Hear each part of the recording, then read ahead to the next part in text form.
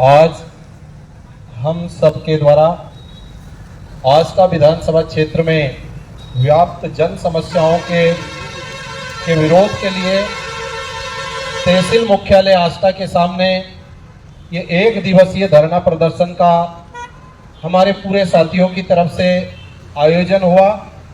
और इस आयोजन की सबसे बड़ी खासियत बताने से पहले मैं आज के पावन दिन आज का ये जो दिन है, ये पूरे देशवासियों के लिए बहुत गम भरा दिन है, बहुत दुख भरा दिन है, क्योंकि आज ही के दिन भारतीय संविधान के जनक परम पूज्य बाबा साहब भीमराव अंबेडकर उनका परिनिर्माण हुआ था। अर्थात आज ही के दिन वो हमारे बीच में नहीं रहे थे। सीधे सीधे कहूं तो आज ही के दिन उनकी हत्या कर दी गई थी और उनका जो इस देश को दुनिया में अग्रणी राष्ट्र बनाने का जो संकल्प था, वो संकल्प जीते जी पूरा नहीं हुआ। लेकिन उनका लिखित दस्तावेज आज हमारे सामने है। मैं सभी साथियों से अपील और अनुरोध करता हूं कि बाबा साहब भीमराव अंबेडकर को हम विनम्र साधुवाद करते, विनम्र श्रद्धांजलि अर्पित करता हूं। और आज इस देश की जनता के साथ क्या दुख है, क्या तकलीफ है, उसी कड़ी में उस पर भी बात रखने के लिए हमने इस 1 दिवसीय धरना प्रदर्शन का आयोजन किया है। सम्मानित आस्था विधानसभा के क्षेत्र के सम्मानित नागरिक बंधुओं, इस क्षेत्र में जितने भी नेतृत्व करने वाले राजनीतिक दल हैं, उनके सम्मानित नेता साथियों और जो सामाजिक कार्यकर्ता है, वो तमाम लोगों का मैं इस मंच से अभिवादन करता हूं। इस क्षेत्र के प्रशासन का अभिवादन करता हूं और हमारी दुख भरी आवाज इस क्षेत्र की जनता ही कम से कम समझ ले, ये अपील करके अपनी बात की शुरुआत करता हूं। सम्मानित साथियों, जैसा हमारे मित्र भीम आर्मी के नेता संजय अंबेडकरवादी जी ने बोला कि हमें व हमारे साथियों को मेरे द्वारा ये बताया गया था कि हमें मिल करके क्षेत्र की जो मूलभूत समस्या है, पूरे प्रदेश या देश को छोड़ दो, आज का विधानसभा में जो जन समस्याएं हैं, उनके निराकरण के लिए हमें आवाज बनना है, हमें आवाज देना है, लोगों को सचेत करने के लिए, सावधान रहने के लिए। तो उसकी तैयारी हमारे द्वारा शुरू की गई आज से 20 दिन पहले से। लेकिन आपको मैं बताना चाहता हूं, कुछ लोगों को मुगालदा हो गया, कुछ लोगों को गलतफहमी हो गई। जैसे किसी फिल्म में डायलॉग है कि हथियार रखे हैं चलाना नहीं भूले, तो अभी हमने हथियार रखे हैं, चलाना नहीं भूले। मतलब हम संघर्ष के आदी हैं, संघर्ष करना बंद कर दिया था, आगे संघर्ष नहीं करेंगे, इसकी कोई दूर दूर तक गुंजाइश नहीं है। हमारा संघर्ष जारी था और आज से फिर पुनः इस विधानसभा में जारी रहेगा। कुछ साथी हमारे बीच में बैठे, उनका मैं अभिवादन करता हूं। वो बहुत बहादुर, निडर और निर्भीक साहसी व्यक्ति हैं, जो राजनीति को ताक में रखकर क्षेत्र की आवाज बनके, जनता की आवाज बनके हमारे बीच में बैठे हैं।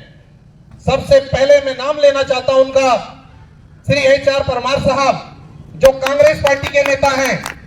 मैं कांग्रेस के साथियों को बताना चाहता हूं कि कांग्रेस से HR परमार जी इस मंच में बैठे तो कहीं ये ना समझे कि जगदीश द्रविड़ उनको टिकट दिलवाने के लिए अब जी तोड़ मेहनत करेगा।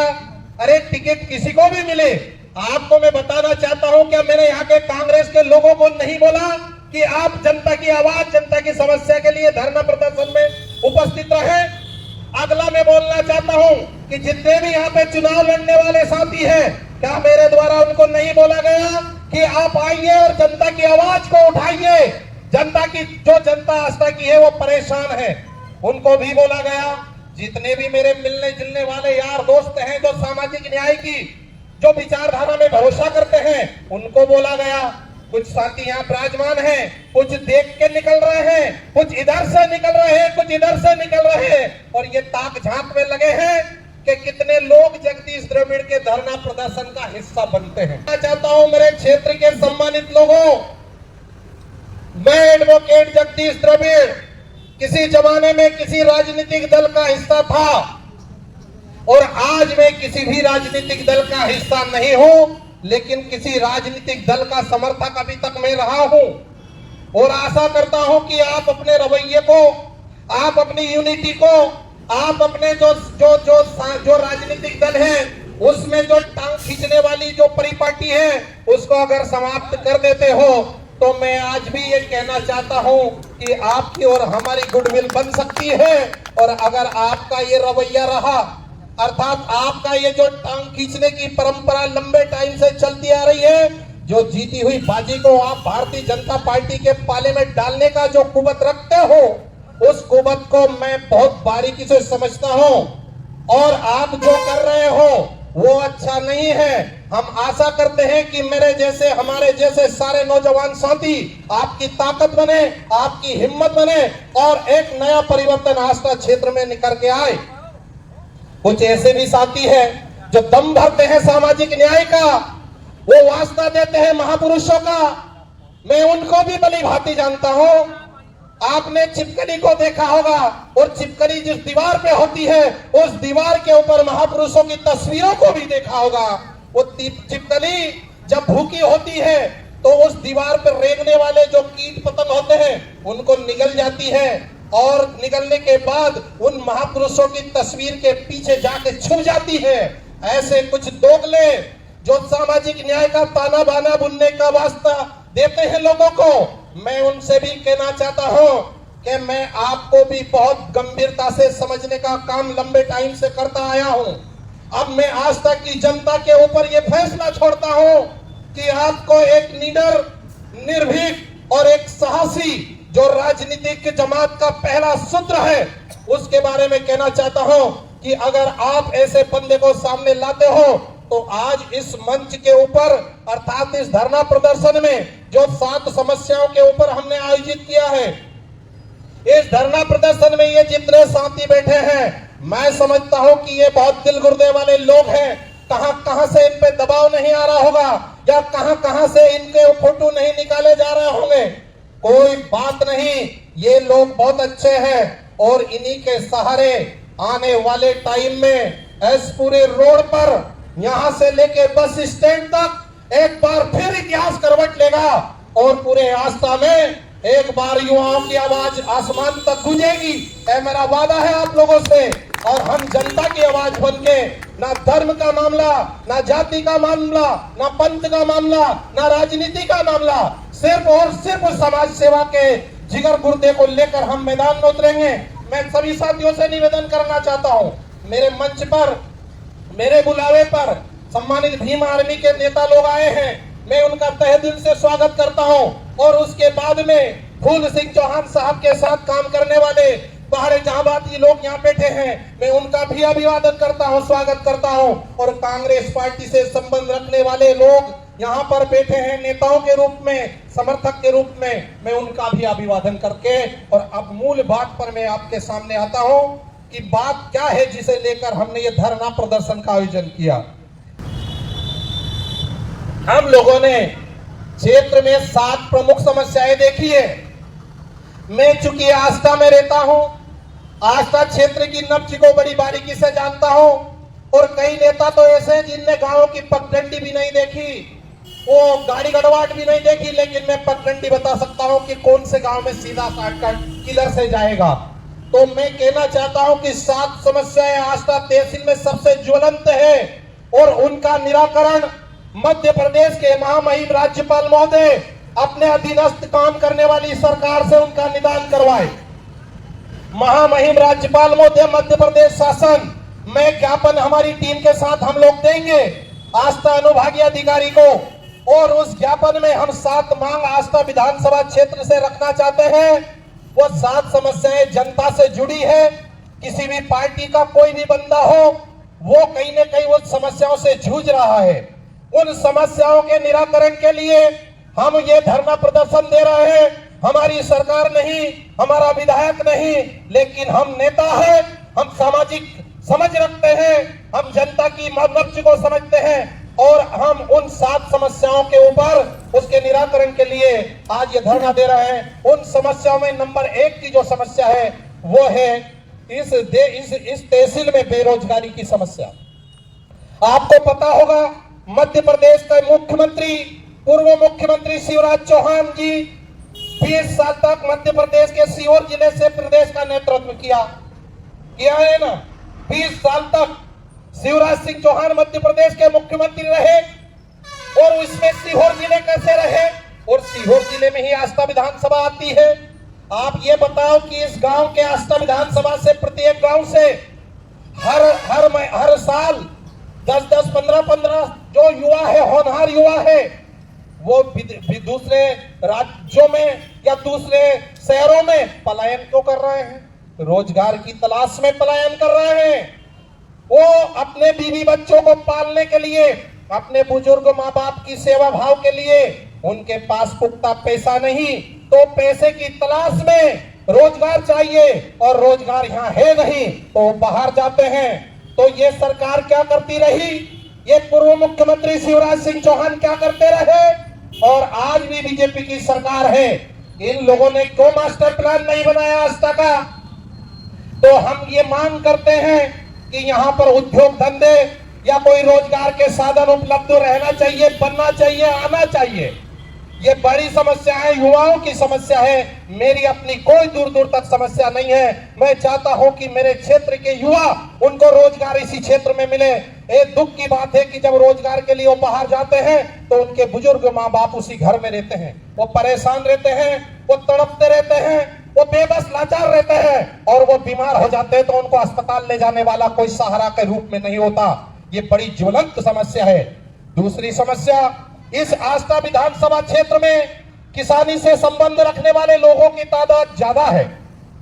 हमारे क्षेत्र में ये जो बिजली विभाग के लोग हैं, ये 3-3 महीने का जो बिजली का बिल है वो लोगों को दे रहे हैं। आज हजारों की संख्या में बिजली दफ्तरों में किसान 3 महीने का बिजली कनेक्शन लेने जाता है, जिसे हम अस्थायी कनेक्शन कहते हैं। अस्थायी कनेक्शन का मतलब होता है कि उसका स्थायी कनेक्शन नहीं होता, लेकिन वो महीने 2 महीने के लिए बिजली का कनेक्शन ले लेते हैं। उसको अस्थायी कनेक्शन कहते हैं, क्योंकि ये बिजली विभाग की सरकार ने इनने नियम बनाए कि अगर चोरी करता हुआ किसान पाया जाए तो उसको जेल भेज दो, अपराधी बना दो, उसके परिवार से उसको दूर कर दो। तो ये सरकार से हम कहना चाहते हैं, हमारी मांग है कि भाई आपने जो 3 महीने का नियम बनाया है उसे 1 महीने का करो। अगर किसान को चाहिए 1 महीने के बाद उसकी ट्यूबवेल में या कुएं में पानी है तो उसके लिए व्यवस्था करो कि वो अगले महीने का फिर कनेक्शन ले ले। और अगर इस बीच में उसने कनेक्शन नहीं लिया तो हम विभाग की भी बात करते हैं, उसके पक्ष में भी है। एक तरफा हम नहीं बोल रहे हैं कि अगर विभाग ने उसको चोरी करता 1 महीने के बाद पकड़ लिया तो उसका मुकदमा बनाने से पहले ऐसे नियम बनाओ कि उसको 10 दिन का मौका दिया जाए कि 10 दिन के अंदर हमने आपको चोरी करता हुआ पकड़ा है, आप तत्काल जो है अगले महीने का फिर अस्थायी कनेक्शन ले लो, वरना 10 दिन के बाद मुकदमा दर्ज होगा और 50,000 60,000 जो भी भरना है फिर उसके दोषी आप रहोगे। ऐसे नियम बनना ही चाहिए। सरकार नियम जनता की सहूलियत के लिए बनाती है, लेकिन इस सरकार ने किसानों को सम्मान निधि के नाम पर लोभ दिया, प्रलोभन दिया, और इधर बिजली के बिल के नाम पर, चोरी के नाम पर ये करोड़ों रुपए मेरे आस्था विधानसभा से लूटने का काम कर रहे हैं। ये बंद होना चाहिए। ये मेरी दूसरी समस्या, हमारी मांग है। अगला हम कहना चाहते हैं कि यहाँ पर इस आस्था विधानसभा में किसानों की एक और समस्या है। ये जो कीटनाशक दवाई है और ये जो खाद है, ये खाद बहुत बड़े पैमाने पे रखा हुआ है, लेकिन महंगे दामों पर बेचा जा रहा है। 200-200 रुपए, 300-300 रुपए, 500-500 रुपए एक बोरी के ऊपर ज्यादा लेकर के करोड़ों रुपए मुनाफा यहाँ के व्यापारी कमा रहे हैं। इस पर अंकुश लगना चाहिए।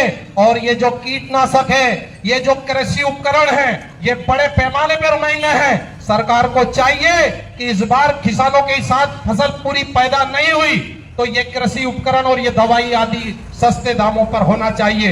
ये हमारी मांग है। अगली हमारी मांग है कि इस आस्था विधानसभा क्षेत्र में जितने भी सरकारी गैर सरकारी संस्थाएं हैं उसके अंदर खुल्ला लूट होती आई है, और ये फहरिस्त लंबे टाइम से चली आ रही है। क्षेत्रीय जनप्रतिनिधि और यहाँ के प्रशासनिक अधिकारियों की मिलीजुली साठगांठ के तहत ये काम हो रहा है।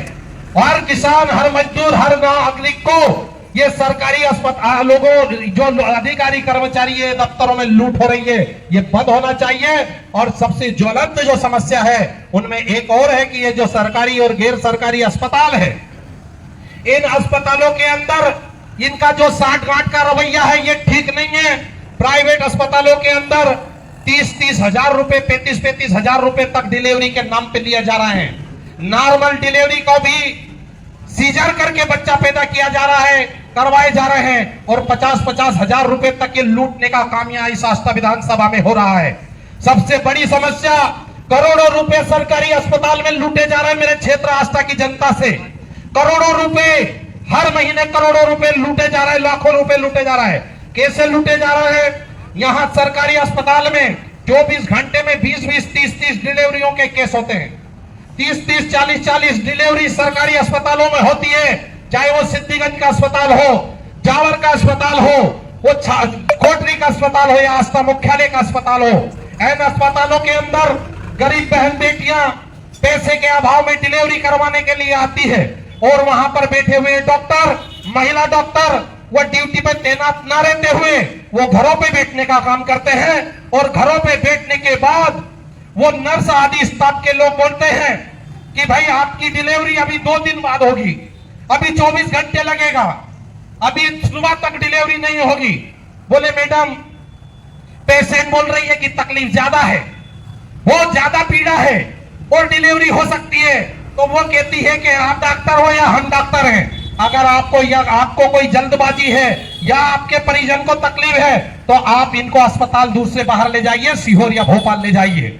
वहां पर वो हर थक करके वो डिलीवरी वाला परिवार ये सोचता है कि अगर मेरे वहां 5 दिन ड्यूटी वहां लगा दिया, उसको लग गया अस्पताल में, तो फिर वहां क्या होगा, इससे ज्यादा पैसा लग जाएगा। तो वो हर थक करके 5,000 रुपए वो सरकारी जो डॉक्टर है, महिला डॉक्टर, उसको देने का काम करता है। एक डॉक्टर ने एक मरीज पर 5,000 रुपए लिए तो 10 डॉक्टरों के 10 मरीजों पे कितना हो गया, 50,000। 30 पर कितना हो गया, 1.5 लाख। ये 1.5 लाख रुपया एक अस्पताल में 24 मतलब रात में और दिन में करके ये लोग लूटने का काम कर रहे हैं। ये बंद होना चाहिए। इसके बाद हमारी अगली समस्या जो है, इस क्षेत्र में जितनी भी जघन्य हत्याएं हुई है, जो गुमशुदगी में जो हत्याएं हुई है या जो अपराध हुए हैं, उनके मुजरिम पकड़े नहीं जाते। हमारे यहाँ पर ऐसे कई सारे केस हैं जिनके मुजरिम आज दिनांक तक पकड़े नहीं गए। हमारी मांग है महामहिम राज्यपाल महोदय से कि यहाँ पर डीजीपी से ये निर्देश दिलवाए जाएं, एसपी महोदय को ये आदेश दिलवाया जाए, चेकिंग की जाए, उस पर फाइल को डबल से उसको निकाला जाए, और जितने अपराध हुए हैं पूर्व में उन सबकी पुनः जांच बैठाई जाए। इसी तरह साथियों, हमारे आस्था विधानसभा क्षेत्र में वन विभाग की भूमि है। वन विभाग की जमीनों पर यह अच्छी बात है कि जो आदिवासी समाज है उनको तो पट्टा मिलता है, लेकिन उसी वन भूमि के ऊपर अगर कोई सामान्य जाति का किसान, मजदूर परिवार या अनुसूचित जाति का परिवार या पिछड़ा वर्ग अल्पसंख्यक समाज का परिवार अगर वहां पर भूमिहीन है और वो वन भूमि में रह रहा है, तो हमारी मांग है इस धरना प्रदर्शन से सरकार से, राज्यपाल महामहिम से महोदय से, कि ऐसे नियम बनवाए जाए कि वन भूमि में अगर पिछड़ा, दलित, मुसलमान, अल्पसंख्यक या सामान्य जाति का कोई भी गरीब आदमी अगर वन भूमि पे निवासरत है तो उसको भी पट्टा मिलना चाहिए, जमीन का मालिक उसको भी बनना चाहिए। और दूसरी मेरी मांग है कि ये यहाँ पर जो वन भूमि के अंदर जो ये सरकारी जो फायदे, जो राजस्व जमीन वालों को जो फायदा मिलता है, वो फायदा वो वन भूमि वाले को नहीं मिलता, वो फायदा उनको मिलना चाहिए, यानी मुआवजा आदि मिलना चाहिए, उनकी भी फसलों का सर्वे होना चाहिए। ये हमारी मूलभूत मांग है। तो ये मांग मेरी निजी नहीं है, ये मांग मेरे ये जितने साथी बैठे हैं इनकी कोई समस्या नहीं है। मेरे आस्था क्षेत्र की बहन भाइयों, आस्था क्षेत्र के प्रबुद्ध नागरिक बंधुओं, ये समस्याएं तो भाई आपकी है, ये तकलीफ तो आपकी है, मजदूरों की तकलीफ है, किसानों की तकलीफ है, ये छोटे व्यापारियों की तकलीफ है। तो जब तकलीफ आपकी है तो आप, ऐसा क्या हो गया कि आपको ये समझ नहीं, आप इसके ऊपर सूद नहीं ले रहे हैं। अरे ये भारतीय जनता पार्टी के लोग, जैसा HR परमार साहब के रहते कि इनको धर्म का चश्मा पहनाया जा रहा है, हर मामला धर्म से जोड़ा जा रहा है, धर्म के नाम पर लोगों में को बरगलाया जा रहा है। और भारतीय जनता पार्टी के लोग धर्म की राजनीति करके, नफरत की राजनीति करके, लोगों को बहला फुसला करके उनकी मूलभूत जो परेशानी है उस पर गौर नहीं कर रही है। अर्थात जो महामहिम राज्यपाल के रूप में जो एक यहाँ पर जो व्यवस्था है, हम उनसे मांग करेंगे कि यह आस्था क्षेत्र की जो समस्या हमारे सामाजिक कार्यकर्ताओं के द्वारा उठाई गई है, राजनीतिक दलों के नेताओं के द्वारा उठाई गई है, इन समस्याओं का तत्काल निराकरण करवाया जाए। ये जनहित की समस्या है और मेरे जितने साथी यहाँ आए हुए हैं उनसे मैं निवेदन करना चाहता हूं कि मेरा राजनीतिक गुरु फूल सिंह चौहान रहे हैं और फूल सिंह चौहान का ये कहना था कि फूल सिंह चौहान का कहना है और बब्बर शेर बन के रहना है, लेकिन कई जो है लोमड़ियों के रूप में और कई जो है ना वो ऐसे जो चतुर चालाक टाइप के लोग नकली बब्बर शेर बनने का प्रयास कर रहे हैं और वो जो मूल लक्ष्य है, जो संघर्ष करने की जो जरूरत है, उससे लोगों को भटकाने का काम कर रहे हैं। मैं युवाओं से अपील करना चाहता हूं कि आस्था तहसील में कहीं भी अत्याचार होगा, जगदीश द्रविड़ और उसकी टीम मुस्तैदी के साथ वहां पहुंचने का काम करेंगे। इसके बाद मैं युवाओं से और जनता से अपील करना चाहता हूं कि किसी भी सरकारी डिपार्टमेंट के अंदर कितना भी बड़े से बड़ा अधिकारी अगर किसी भी जनता के आदमी को, जनता को लूटने का काम करता है और हमारे सामाजिक संस्था से अगर कोई खबर आ गई तो हम उसको घेरने में देरी नहीं लगाएंगे, हम उस पर नकेल कसने में देरी नहीं लगाएंगे और एक नया नेतृत्व, एक नई ऊर्जा, एक नई स्फूर्ति, एक नई मजबूत आवाज आस्था विधानसभा को मिलेगी। मैं निवेदन करना चाहता हूं सभी बहन भाइयों से कि आप जाति धर्म से ऊपर उठ करके, आज मेरे इस धरना प्रदर्शन में हर जाति का बंदा यहाँ मौजूद है, हर समाज का बंदा मौजूद है और हर विचारधारा का बंदा मौजूद है, लेकिन कुछ साथियों ने यह सोचा, कांग्रेस वालों ने तो यह सोच लिया कि जगदीश द्रविड़ कहीं कांग्रेस से बगावत नहीं कर रहा है, कर तो नहीं रहा है। गलत फहमी है मित्रों आपकी। मैं संघर्षशील कल भी था, आज भी हूं, आगे भी रहूंगा। सिर्फ फर्क इतना है कि मेरे को मुंह तरफ ताकते रहने की आदत नहीं है। मैं अपना झंडा स्वयं बुलंद करने का जज्बा रखता हूं। अगर क्षेत्र की साथ कहीं दुख तकलीफ होती है तो हम उसके ऊपर आवाज उठाने में देर नहीं करेंगे। मुझे किसी नेता से परमिशन लेने की जरूरत नहीं है। हाँ, संगठन का मैं सम्मान करता हूं। हर संस्था, हर राजनीतिक दल अनुशासन में और संगठन से चलता है, लेकिन कांग्रेस पार्टी में शामिल होने के दिन से आज तक कांग्रेस पार्टी के नेताओं ने प्रजातांत्रिक समाधान पार्टी के लोगों की क्या ड्यूटी लगाई? कोई ड्यूटी नहीं लगाई, कोई जिम्मेदारी देने का काम आज दिनांक तक नहीं किया। हमने कई बार यहाँ के बड़े नेताओं से बोला कि क्षेत्र परेशान है, जनता परेशान है, बड़े पैमाने पर आंदोलन करने की जरूरत है, जनसभा करने की जरूरत है, लेकिन किसी भी बड़े कांग्रेस के नेता ने उस पर ध्यान देने का काम नहीं किया और अंत में वो कहीं एक दूसरे की टांग खींचने में लगे रहते हैं। और भारतीय जनता पार्टी के नेताओं को मैंने देखा कि वो पैसा कमाने में लगे हैं। उनको ये लगता है कि भैया हो सकता है अगली बार कांग्रेस की सरकार आ जाए, इसलिए किसी कीमत पे भी जितना ऐंठ सकते हो, अर्थात जितना कमा सकते हो कमा लो। तो आपको पता है ये भारतीय जनता पार्टी के नेताओं के कमीशन बने हुए हैं, इनके थाने से कमीशन बना हुआ है, इनका अस्पताल से कमीशन बना हुआ है, इनका हर सरकारी डिपार्टमेंट से कमीशन बना हुआ है। इनका जगदीश द्रविड़ का नहीं, आपका मेरा नहीं, ये कमीशन भारतीय जनता पार्टी के नेताओं का बना हुआ है। इन नेताओं को बड़े पैमाने पे पैसा मिलता है और ये सिर्फ कमाई की तरफ ध्यान दे रहे हैं और जनता लूटी जा रही है, जनता के साथ शोषण हो रहा है। ये भारतीय जनता पार्टी के लोग आस्था में कर रहे हैं, ये बंद होना चाहिए, हर कीमत पर बंद होना चाहिए, हर हाल में बंद होना चाहिए।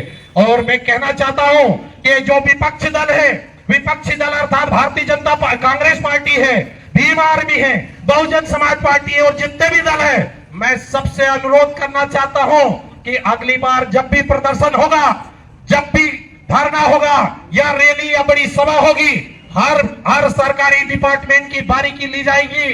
उन पे नकेल कसने के लिए उनकी कमजोरी को हम हाथ करेंगे। हम बड़ी बारीकी से उसमें अध्ययन कर रहे हैं। हमारी पूरी टीम जो सामाजिक कार्यकर्ताओं की अब नए सिरे से तैयार हो रही है।